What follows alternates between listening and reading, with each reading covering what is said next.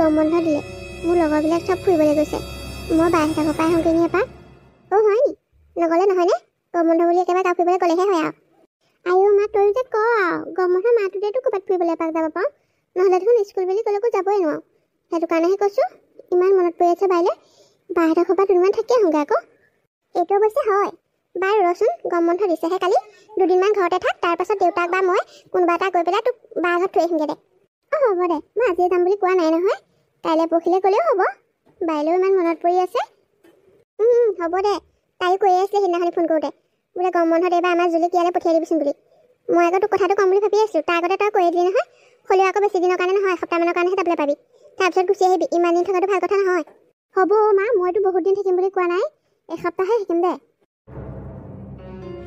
ইমান সময় গ'লে বাছখন আহিবলৈ ইমান দেৰি হৈছে মই যে এনেকৈ ক'বলৈ যাবলৈ ওলাই থাকি পেলাই বৰ আমনি পাওঁ পাই ৰচোন মা আহিব নহয় তোৰ ডাঙৰ মানুহজনীহে বেছি ৰক্ষা নিকা লাগিছে মোতকৈ একেবাৰে এটা কথা আকৌ মই আনিবলৈ যাব নোৱাৰোঁ আকৌ ভিনিয়েৰক থৈ যাবলৈহে কবি মই এতিয়া পথাৰৰ দিনত আকৌ তোৰ লগত অহা যোৱা কৰি থাকিব নোৱাৰোঁ হ'ব দে গৈ ল'বলৈ দেচোন এনেও ভিনদেউ বা বাই কোনোবা এটা থ'বহি আৰু তই অকণমান কথাবোৰ বেছিয়ে চিন্তা কৰি থাক নালাগে দে নহয় কথাটো কৈ দিছোঁ আকৌ পথাৰলৈ যোৱা কথা আকৌ এতিয়া সেই গা ফুৰি ফুৰিব নোৱাৰোঁ নহয় আৰু বাছ আহিছে মা হয় দে ৰখাই ল'বলৈ দিবি দেই লাহে লাহে উঠিবি নহ'লে গাড়ীবোৰ এই উঠাৰ লগে লগে যিহে ঘপককৈ একদম এৰি দিয়ে নহয় লাহে লাহে উঠিবি বন্তি তই আহিলি বহুত ভাল কৰিলি ঘৰখনৰ দিনটো থাকি থাকি বৰ আমনি লাগে জানানে ভিনিয়েৰো ওলাই গুচি যায় দিনটো অকলশৰে আৰু কম বন্ধ দিছে কাৰণেহে আহিব পাৰিছোঁ আৰু এনেকৈ নহ'লেনো স্কুল খোলা থাকিলে ক'ত আহিব পাৰোঁ শনিবাৰে আহি দেওবাৰে গুচিয়ে যাব লাগে এইবাৰহে ভাল লাগিছে দুদিনমান থাকিবলৈ পাম সেইটোৱে আৰু এতিয়া আৰু পঢ়া শুনা ছোৱালী ক'তনো আহিব পাবি এতিয়া এইটোত পালিগৈ আৰু দুবছৰ পিছত মেট্ৰিকো দিব লাগিব বৰকৈ ঘূৰা ফুৰাবিলাক নকৰিবি ইয়ালৈ অহাটো বেলেগ কথা এদিনৰ কাৰণে আহিছ বা এতিয়া গৰম বন্ধৰ কাৰণে কেইদিনমান থকাকৈ আহিছ কিন্তু বেলেগলৈ যোৱা আৰু ধান্দা মাৰি নাথাকিবি দেই এতিয়া আৰু পঢ়া শুনা কৰিব লাগে এই হ'ব দে বা মই বেলেগ ক'লৈকো নাযাওঁ দেখোন মামাহঁতৰ ঘৰলৈ নগ'লোঁ দেখোন এইবাৰ ইয়ালৈহে আহিছোঁ আৰু এতিয়া আৰু মেট্ৰিকটো দিয়া আগত আৰু ক'লৈকো নাযাওঁ পাই বেছিকৈ জুলি দেখোন কেতিয়া আহিলা তুমি তুমি আহিলা এই মায়ে থৈ গ'লহি তাই গৰম বন্ধ যে দুদিনমান ইয়াতে থাকিব বোলে মা আকৌ সোনকালে গুচি গ'লগৈ ঘৰত আকৌ দেউতা ক'লে যে দেউতা কামলৈ যায় ঘৰত কোনো নাথাকে সেইটো কাৰণে মায়ে চাহকণ খাই গুচি গ'ল হয় নি হ'লেও মাক তুমি ভাতকেইটা খাবলৈ ৰাখিব লাগিছিলে আকৌ নালাগে দিয়ক ভিনদেউ মাহঁত আহি থাকেই নহয় মোক থ'বৰ কাৰণে আহিছিল ল'ৰালৈকে দেউতাও ঘৰত নাই যে ঘৰত আকৌ গৰু ছাগলী পৰা ধৰিলে গোটেইখিনি আছে যে সেইটো কাৰণে মা নাথাকিলে বেয়া পাবলৈ মানা কৰিছে আপোনাক বাৰু তেতিয়াহ'লে মমী যোৱাচোন মোৰ বাবে চাহ একাপ কৰি আনাকৈ বৰ ভাগৰ লাগিছে হয় নেকি তুমি বহাচোন মই বনাই আনিছোঁ বাৰু কোৱা এতিয়া খবৰ খাতি তোমাৰ খবৰ খাতি কেনেকুৱা ভালেই ভিনদেউ ভালে আছোঁ ঠিকে আছে দিয়া এতিয়া গৰম বন্ধহে যিমান দিন মন যায় থাকা আৰু বাহিৰৰ ঘৰত তুমি আকৌ সোনকালে ঘৰলৈ যাওঁ বুলি ঠেং নাদাঙিবা দেই নাই ভিনদেউ মই এসপ্তাহৰ কাৰণেহে আহিছোঁ মাহঁতে আকৌ পথাৰটো লাগি থাকে যে ঘৰত থাকিবলৈ মানুহ লাগে নহয় সেইবাবে বেছি দিন থাকিব নোৱাৰোঁ নাই নহ'ব দেই অকল এসপ্তাহ থাকিলে হ'বনে নিজৰ বাইকৰ ঘৰত আহি এনেই দেখোন আহিবলৈ সময় নোপোৱা শনিবাৰে আহা ৰাতিটো থাকি দেওবাৰে গুচি যোৱা এইবাৰ দুদিনমান থাকিবই লাগিব এসপ্তাহ থাকিলে নহ'ব পাই জানো পাই চাই লওঁচোন বাৰু মায়ে আকৌ এসপ্তাহ থকাকেহে পঠিয়াইছে মোক নাই মাৰ কথা মতে নহ'ব নহয় ইমান ধুনীয়া খোলখালীজনী ইমান সোনকালে যাবলৈ মই নিদিওঁ দেই ভিনদেউ আপুনি কি যে কয় আৰু পাই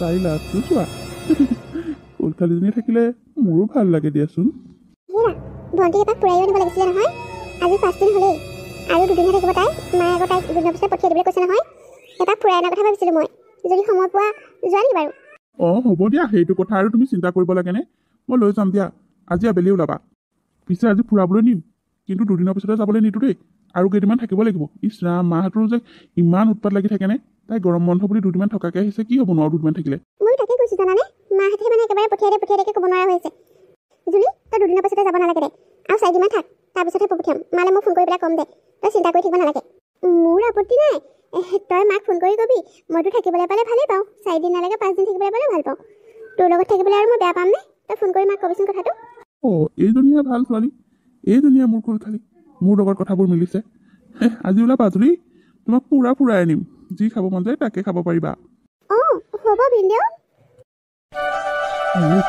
শুই আছে এইজনী ইমান মৰম লাগিছে দেখিবলৈ মোৰ এই ধুনীয়া খোলখালীজনীক অকণ মৰম কৰিছোঁ আকৌ কিনো হ'ব কিবা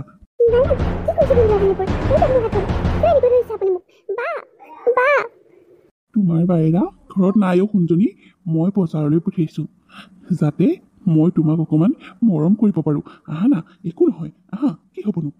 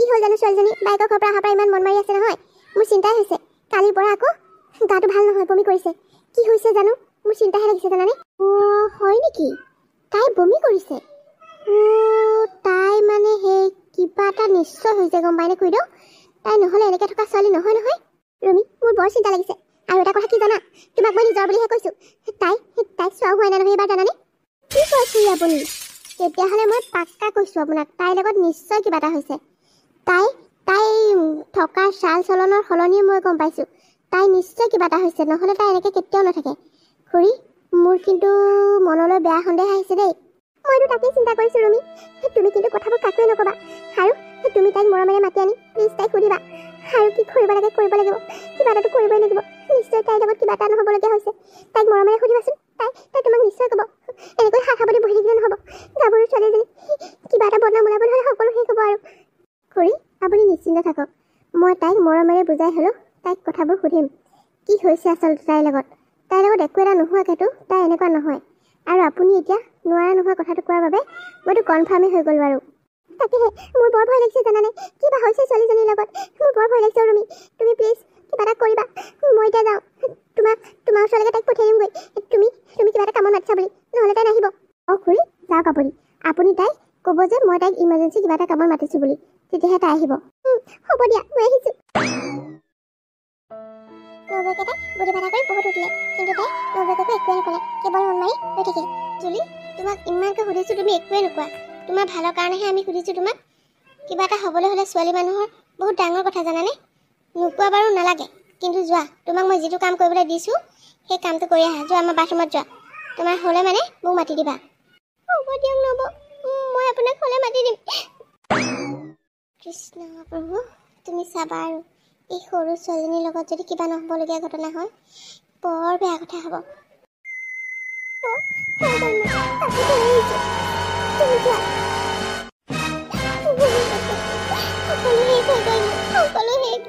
কি হৈছে মই গম পাই গ'লো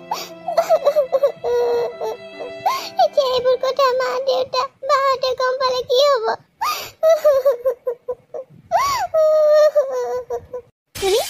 তুমি নকলেও সকলো কথা গম পালোঁ এতিয়া অন্ততঃ কনফাৰ্ম হৈ গ'লোঁ তুমি কিয় মোক একো কথা নোকোৱা কৈ আছিলা হা তুমি কিয় লুকুৱাইছা এইবোৰ কথা লুকুৱা কথা বুলি ভাবিছা নেকি অন্ততঃ তুমি মোকতো ক'ব পাৰা এইবিলাক কথা হ'ব এতিয়া মোৰ কি হ'ব কোৱা না তুমিতো সকলো গম পালা মোৰ জীৱন ধ্বংস হৈ গ'ল হ'ব মই ভবাই নাছিলোঁ মোৰ লগত যে এইবোৰ হ'ব বুলি বহুত ডাঙৰ কথা হ'ল কোনে কৰিলে তোমাৰ লগত এনেকুৱা হা তুমি ইমান দিনে মোক কিয় কোৱা নাছিলা এইবোৰ কথা লুকুৱাই থোৱা কথা নহয় কোনে কৰিলে তোমাৰ লগত এনেকুৱা হা কোৱা মোক সঁচা কথা কোৱা মই কেনেকৈ কওঁ কোনে মোৰ লগত এইবোৰ কৰিলে তোমালোকে শুনিলে আচৰিত হ'বা কোৱা ক'বই লাগিব সি উপযুক্ত শাস্তি পাব লাগিব তোমাৰ লগত এনেকুৱা কৰা এইবোৰ লুকাই থকা কথা নহয় হা তোমাৰ জীৱনটো আৰম্ভ হৈছেহে হা তুমি এতিয়া ক্লাছ 8ত পঢ়ি আছা গোটেই জীৱনটো পঢ়ি আছে এইবোৰ ধেমালি কথা বুলি ভাবিছা নেকি তুমি ইমান কথাটো ক'ব পাৰা ৰুমি কি হ'ল কথাটো তুমি চাইছিলানে আমি যিটো সন্দেহ কৰিছিলোঁ সেইটোৱেই হ'ল আমি যিটো সন্দেহ কৰিছিলোঁ সেইটোৱেই হ'ল তই কি কৰিলি হা ক'ত কি কৰিলি হা তই তাৰমানে ইমান দিনে এইবোৰকে কৰি আছিলি সেইকাৰণে তেনেকুৱা কৰি আছিলি হা তই ক'ত কি কৰিলি হা আজি তোক মই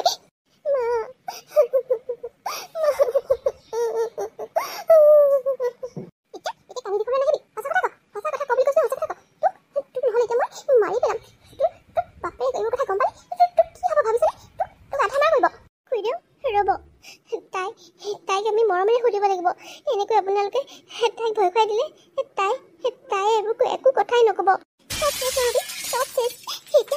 এইটো কিমান ডাঙৰ কথা হ'ব তুমিতো নিজেই গম পাইছা কি হ'ব এতিয়া মই একো ভাবি নোপোৱা হৈছোঁ মা তই এইবোৰ কেনেকৈ গালি পাৰিছ মোৰ গাত একো ভুল নাই মা হ'ব বাৰু তুমি কন্দা কটাখন নকৰিবাচোন তোমাৰ গাত ভুল নাই বুলি আমি জানিছোঁ আচলতে তোমাৰ লগত কোনে এনেকুৱা কাম কৰে কোৱা এইবোৰ কথা নক'লে কেনেকৈ হ'ব ক'ব লাগিব তুমি তোমালোকে শুনিলে আচৰিত হ'বা কোনে মোৰ লগত এইবোৰ কৰিলে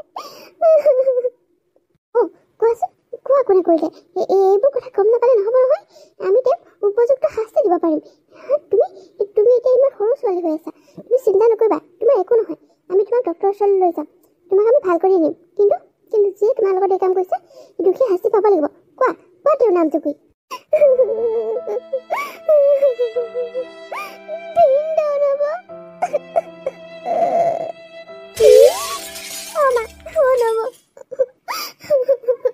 ঘৰলৈ যাওঁতে ভিনদেউৱে মোৰ লগত তই বাৰু এইবোৰ সঁচাকে কৈছনে? তই এনেই ভিনিয়াৰৰ নামটো লোৱা নাইতো? হা, বায়ে থাকোঁতে ভিনিয়ে তোৰ লগত এইবোৰ কৰিবলৈ কেনেকৈ সাহ পালে? হা, তই মানিলে মোক কিয় এইবোৰ কথা কোৱা নাছিলি? মই কেনেকৈ কম? কোনখন মুখেৰে কওঁ? মোৰ লগত যে এনেকুৱাবোৰ হৈ যাবগে মই সপোনতো ভবা নাছিলো।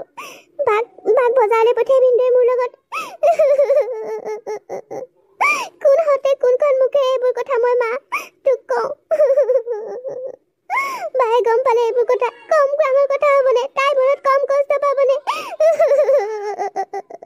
খুৰীদেউ, এতিয়া আমি বেলেগ ব্যৱস্থা ল'ব লাগিব। তাইৰ জীৱনটোতো এনেকৈ ধ্বংস কৰিবলৈ দিব নোৱাৰি।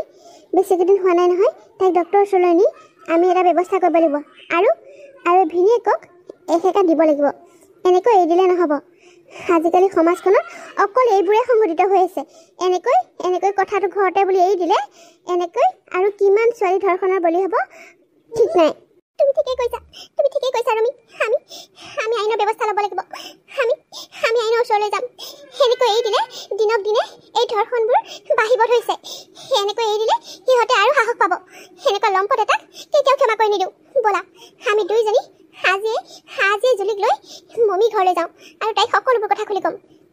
তাইক আইনৰ সহায় লৈ উচিত শিক্ষা দিয়াম। খুৰীদেউ, মই আপোনাৰ লগত সদায় আছোঁ। মই যাম, ব'লক আমি আটাইকেইজনী যাম। জুলিক প্ৰথমতে আমি ন্যায় দি ল'ব লাগিব। তাৰ পাছত আমি তাইক হস্পিটেললৈ নি তাইক ভাল কৰি আনিব লাগিব। নে কি কয়? তুমি ঠিকেই কৈছা। তাকে নকৰিলে ছোৱালীজনীৰ লগত আমি অন্যায় কৰা হ'ব। এনেকৈ এৰি দিলে সমাজখন দিনক দিনে বেয়া ফাললৈ ঢাল খাবলৈ ধৰিছে। দুখীয়া উচিত শাস্তি পাবই লাগিব। নিজৰ বুলি ভাবি কথাটো গা পাৰি থ'লে নহ'ব। আমি এই দোষীবোৰক শাস্তি দিবই লাগিব। হ'ব কৰি যাওক, এতিয়া আপুনি ওলাই আহকগৈ। দেৰি কৰি থাকি একো লাভ নাই। অতি সোনকালে কামবোৰ নকৰিলে পিছলৈ একো লাভ নহ'ব। যাওক আপুনি ওলাই আহকগৈ, ময়ো ৰেডি হওঁ আৰু জুলিকো লগত উলিয়াই আনিব। হ'ব দিয়া ৰমি, মই তাইক লৈ এতিয়াই ওলাই আহিমগৈ। অৱশেষত মাকহঁতে আহি সকলোবোৰ কথা ক'লেহি বায়েকৰ আগত, আৰু বায়েকে কথাবোৰ শুনি আচৰিত হ'ল আৰু তাই মনতে বৰ দুখ পালে। কিন্তু তাই নিজৰ গিৰিয়েক বুলি তাইক এৰি নিদিলে। আটাইকেইজনী লগ হৈ আইনৰ ব্যৱস্থা লৈ অৱশেষত ভিনিয়েকক পুলিচৰ হাতত গতাই দিলে। বন্ধু বান্ধৱীসকল, আজি কাহিনীটো ইমানতে শেষ হৈছে। আপোনালোকে নিশ্চয় গম পাইছে যে আজি এই কাহিনীটো এটা সত্য কাহিনীৰ ওপৰতে বনোৱা হৈছে। হয়, এইটো এটা সত্য কাহিনী। আমাৰ সমাজখনত কিয় যে দিনক দিনে এনেবোৰ কাহিনী হ'বলৈ ধৰিছে ভাবি নোপোৱা হৈছোঁ।